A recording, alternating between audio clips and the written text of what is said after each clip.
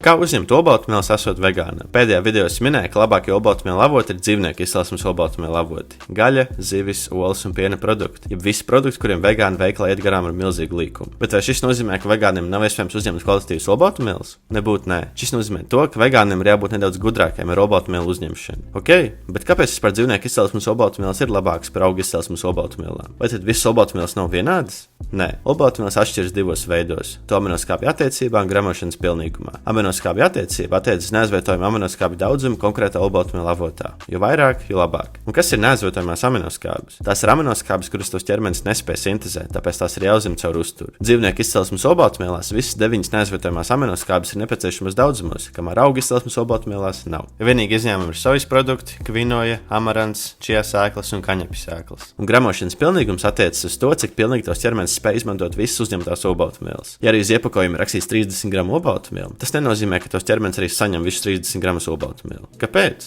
Šķiedrvielas, antinutrienti, sarežģītāku olbaltumvielu struktūru un sliktāku pieejamību gremošanas fermentiem. Visas šīs lietas strādā kopā, lai aktīvi pasliktinātu olbaltumvielu uzsūkšanos tavā ķermenī. Ja visas filēs olbaltumvielu gremošanas pilnīgums ir 97%, tad pupiņu gremošanas pilnīgums ir 75%. Īsumā sakot, augu izcelsmes olbaltumvielas nav tik kvalitatīvas, cik dzīvnieku izcelsmes olbaltumvielas to sliktās aminoskābju attiecības un gremošanas pilnīguma dēļ. Taču ar šo nav jāsamierinās. Ja tu esi apņēmīgs, šo šķēršļus tu vari apiet. Slikto aminoskābju attiecību tur apiet kombinēt dažādas augu izcelsmes olbaltumvielu avotus. Pupiņas ar īsiem, zemsrieksts sviests ar pilngraudu maizi un auzu pārslas ar sojas pienu. Šie nepilnīgi olbaltumvielu avoti aizpilda viens otru iztrūkstošās neaizvietojamās aminoskābes, izveidot pilnīgu olbaltumvielu avotu. Un slikto gremošanas pilnīgumu tu vari apiet vienkārši uzņemot vairāk olbaltumvielu. Ja tos mērķis ir 160 gramu, tad tu vari to paaugstināt 180 gramiem. Šādi uzņems gan visas neaizvietojamās aminoskābes nepieciešamos daudzumos, gan pietiekami daudz olbaltumvielas kopumā. Taču, ja vēlaties šo procesu atvieglot, es ieteiktu iegādāties vegāno proteīnu pulveri. Tie ekstra 30 gramu olbaltumvielu katru dienu tiešām atvieglos tavu dzīvi, ja tīpaši, ja vēlaties uzbūvēt muskuļu masu. Ceru, ka tev šis video noderēja un forši tev dienu.